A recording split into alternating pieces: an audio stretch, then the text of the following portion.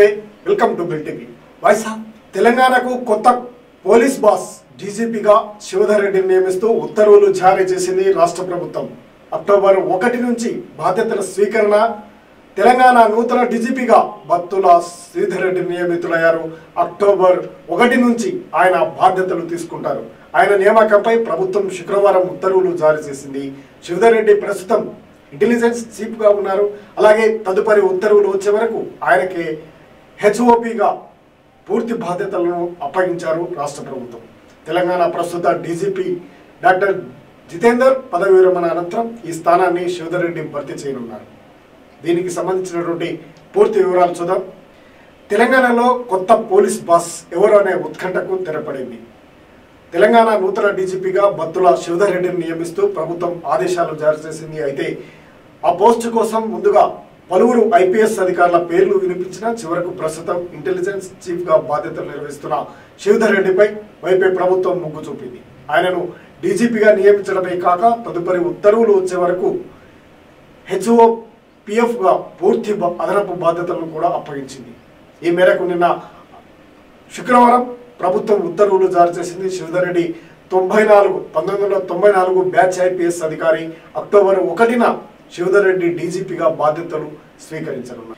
ప్రస్తుతం తెలంగాణ డీజీపీగా పనిచేస్తున్న doctor Jitender September నెలాఖరుతో ఉద్యోగ విరమణ పొందనున్నారు. ఈ నేపథ్యంలోనే ప్రభుత్వం ఆయన స్థానంలో కొత్త డీజీపీగా శివధర్ రెడ్డిని నియమిస్తూ నిర్ణయం తీసుకుంది. తనను తెలంగాణ కొత్త డీజీపీగా నియమించినందుకు గాను శివధర్ రెడ్డి శుక్రవారం ముఖ్యమంత్రి రేవంత్ రెడ్డిని కలిసి ధన్యవాదాలు తెలిపారు.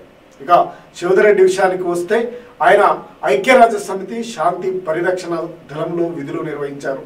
ఉమ్మడి రాష్ట్రంలో వైజాగ్ కమిషనర్గా పనిచేశారు. ఆయన ఇంటెలిజెన్స్ చీఫ్గా ఉన్న సమయంలోనే నయీం ఎన్కౌంటర్ కూడా జరిగింది.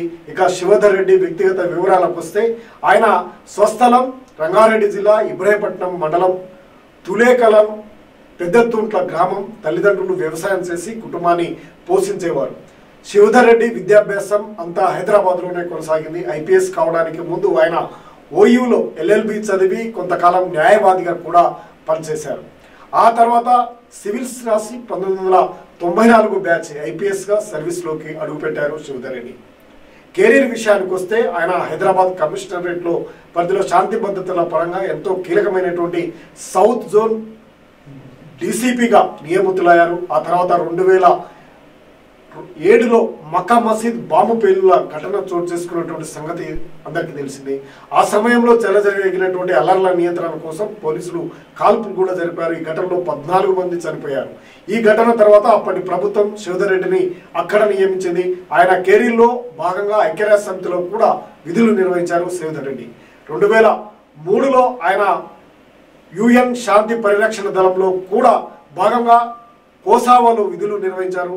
డిఐజీగా ప్రమోషన్ పొందిన తర్వాత శివధర్ రెడ్డి ఎస్ఐబి చీఫ్గా నియమితులారు. అలాగే ఉమ్మడి ఏపీలో ఏసీబీలో అడిషనల్ డైరెక్టర్గా, ఆ తర్వాత అక్కడే ఐజీ హోదాలో డైరెక్టర్గా కూడా పనిచేశారు. తెలంగాణ ప్రత్యేక రాష్ట్రంగా ఏర్పడిన సమయంలో వైజాగ్ కమిషనర్గా ఉన్నటువంటి శివధర్ రెడ్డిని అప్పటి సీఎం కేసీఆర్ తెలంగాణ తొలి ఇంటెలిజెన్స్ చీఫ్గా నియమించారు. ఆయన ఇంటెలిజెన్స్ చీఫ్గా ఉన్నప్పుడు పోలీస్ ఎన్కౌంటర్లో నయీం కూడా చనిపోయారు. ఇక 2 ఏళ్ల క్రితం అనగా 2023 డిసెంబర్లో కాంగ్రెస్ ప్రభుత్వం అధికారంలోకి వచ్చిన తర్వాత కూడా ఆయనని మరోసారి ఇంటెలిజెన్స్ చీఫ్గా నియమించారు. పోయిన సంవత్సరం ఆగస్టులో ఆయన డీజీపీగా ప్రమోషన్ పొందారు. ఐపీఎస్ శివధర్ రెడ్డిని పనితీరుకు గాను ఆయనకు శౌర్య పథకం కూడా తో పాటు ఐపీఎం పిపిఎం పురస్కారాలు కూడా ఆయనకు లభించాయి. ఆయనకు తెలంగాణ ప్రభుత్వం ఎంతో ప్రతిష్టాత్మకమైనటువంటి డీజీపీగా నియమించడం హర్షం వ్యక్తమవుతుంది పోలీసు వర్గాల్లో.